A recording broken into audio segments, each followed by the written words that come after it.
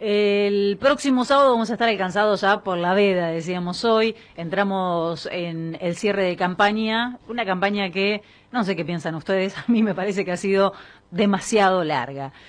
Para los medios del poder, en ese tramo final, hay dos o tres líneas a explotar. La novedad de la excarcelación de Jorge López, justo ahora, no sé si ponerlo entre comillas o entre signos de pregunta, les viene bárbaro para revolear los bolsos K una vez más y aludir al factor bronca, apelar al factor emotivo, algo que manejan muy pero muy bien. Y van a sostener, por supuesto, este tema, si es posible, toda la semana encendido. Y el otro es un nuevo ataque a la cartera sanitaria, echando un manto de dudas sobre la vacunación infantil. Algo que, insisto, lo dije hoy temprano, lo vuelvo a decir, me parece bastante perverso, porque estamos viendo, somos testigos y tenemos como un anticipo de lo que viene. Por lo que ocurre en Europa, nos pasó desde el comienzo de la pandemia, la vimos venir, ¿no? Y ahora estamos viendo lo que pasa en Europa y la situación es realmente compleja, y más que nada en aquellos países que no pudieron avanzar con la vacunación. Entonces, ponerse a esta altura, hacer una campaña antivacuna otra vez y atentando contra la vacunación de los más pequeños, son los mismos que cuando estábamos todavía aislados y no teníamos la vacuna, mandaban o querían mandar a los chicos a la escuela, sin importarles si se contagiaban o no se contagiaban. La verdad es que los límites se tornan tan difusos que uno se pregunta con qué sí se puede especular y con qué no. ¿Se puede especular con todo? ¿Se puede buscar rédito político en todo? Milei habla de casta criminal. Y ayer titulaban así, casta criminal, no dudan en levantarlo. Milei que dice cualquier cosa, sin tener la obligación de que eso que dice tenga algún grado de sustentabilidad, ¿no? De que se pueda soportar en base a algún dato. Habla de casta criminal opinando de la vacuna infantil. Una vacuna que, insisto, es una vacuna segura, que se aplica y está aprobada en otros países. Está aprobada en Argentina por ANMAT. Tardaron en aprobarla porque se hicieron las cosas como se tenían que hacer. ANMAT es un organismo serio. Se aplicó ya en miles de niños, también en Argentina, en Emiratos Árabes, en China no se había aplicado todavía masivamente. Esto por lo que uno puede recoger de la prensa internacional, ¿sí? Había habido pruebas, pero no masivamente, sí en mayores de 12 años. Una vacuna idéntica, China, con el mismo soporte, se aplicó en Chile sin dificultad. Les decía, en nuestro país ya son miles los niños vacunados, millones.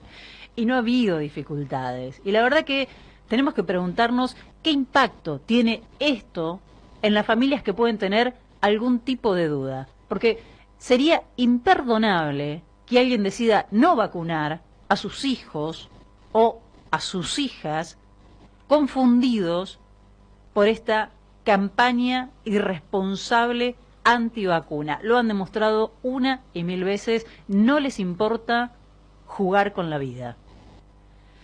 El nuevo objeto de fascinación derechosa, Milei, recibió el visto bueno de un hijo de Bolsonaro, aparte, para sumarle algún dato, ¿no? Se muestra todavía cercano a Bullrich, y Macri salió a elogiarlo. Para Milei, además, Macri no es la casta política, tampoco Bullrich. Es decir, todo es un enorme sinsentido. Yo les decía, me pareció una campaña como demasiado larga.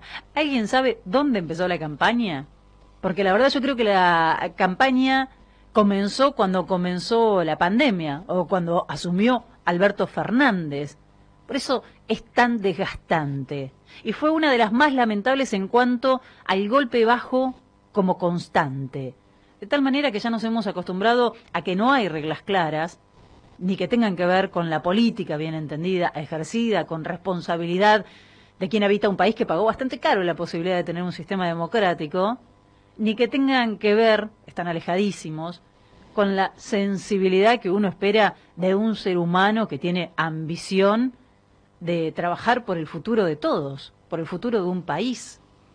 Lo de Patricia Bullrich esta semana, regodeándose con la internación de Cristina Fernández es una muestra de lo que digo. Todo, absolutamente todo, les parece posible.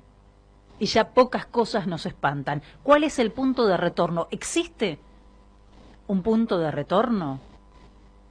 Y hablo de cierta insoportabilidad de la campaña aludiendo a eso, porque la campaña tuvo especialmente para la oposición ese punto de largada, con la pandemia. Un suceso abrumador para la mayoría, en el cual la derecha argentina hizo pie para sembrar pánico, bronca, desconfianza, y entonces nos encontramos con los problemas reales, efectivamente derivados de la pandemia y de la pandemia que nos antecedía, ¿no?, que era la económica, más los que se originan de este constante estado de boicot opositor que resulta agotador y que nos tiene a todos cansados y la verdad a muchos también enojados.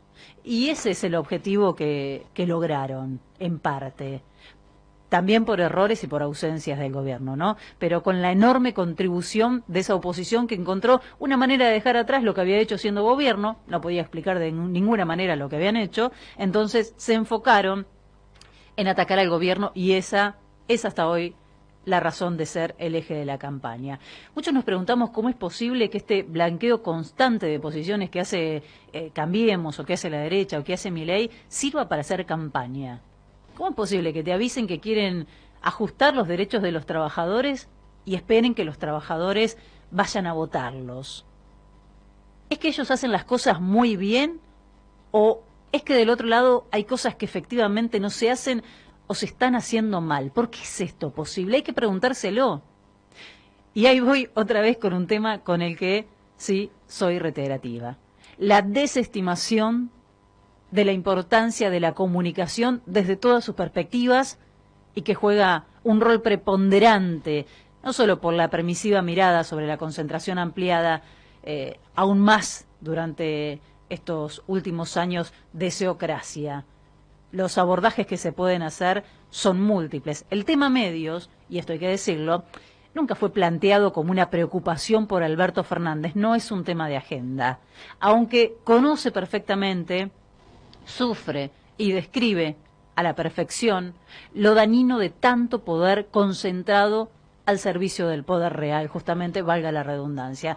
Mucho menos los pifies constantes en el mensaje oficial. Hay una subestimación sobre la importancia de comunicar, con algunos intentos en el camino de mejorar o emparchar, pero sin una estrategia clara. No se puede gobernar con ingenuidad ni con miedo, y tampoco se puede ser amigo de todos. Esto ya está archidicho y el gobierno lo ha comprendido, o por lo menos esa es la sensación en estas últimas semanas después del cachetazo de las PASO. Ahí va a apuntar en un ratito, lo vamos a escuchar, Álvaro García Linera haciendo un análisis brillante sobre la importancia de la comunicación y cómo los gobiernos populares tienen que empezar a desarrollar un plan, una estrategia clara, cómo deben afianzarse en los medios afines, en los comunitarios, en los cooperativos. En Argentina no hablamos de estos medios de comunicación y juegan un rol preponderante y son muchos. Y muchos de ellos se empoderaron con la Ley de Servicios de Comunicación Audiovisual que dejó vetada a Mauricio Macri y ahí quedó. No se puede improvisar en comunicación, hay que tener un plan, es parte del plan de gobierno. Y eso la derecha lo sabe mejor que nadie, por eso concentra medios y por eso trabajan de manera coordinada hace tanto tiempo. Por eso la postal de Mauricio Macri manoteando un micrófono de C5N y tirándolo al piso. Porque está ensañado con C5N. A describir después Mauricio Macri el evento como un incidente, bueno, mala suerte, ¿no? Un acto de reflejo, el micrófono se cayó al agua. El canal que Mauricio Macri intentó quedarse y no pudo. Por eso el montaje festivo en una indagatoria, por el manejo de la comunicación. ¿Cómo si no, si no es con una estrategia de comunicación y un blindaje terrible, se puede transformar un evento como una indagatoria por una investigación tan grave como es el espionaje a los familiares de Lara San Juan en un acto de campaña, que es lo que finalmente se vio por televisión? Y Larreta también lo sabe, por eso gasta tanto en pauta desde hace tanto tiempo. Esta semana en La Pampa se dio cuenta de que no estaba en zona liberada y se topó con una pregunta inesperada y quedó desestabilizado. Una suerte de esa te la debo. Y es demostrativo de cómo la concentración y el manejo perverso de la pauta juega muchas veces en contra de la práctica del periodismo o de la libertad de expresión. ¿Cuánto hace que no lo molestaban con una pregunta?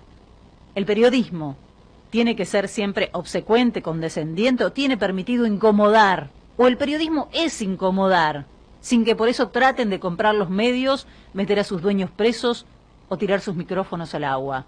La comunicación es política y viceversa.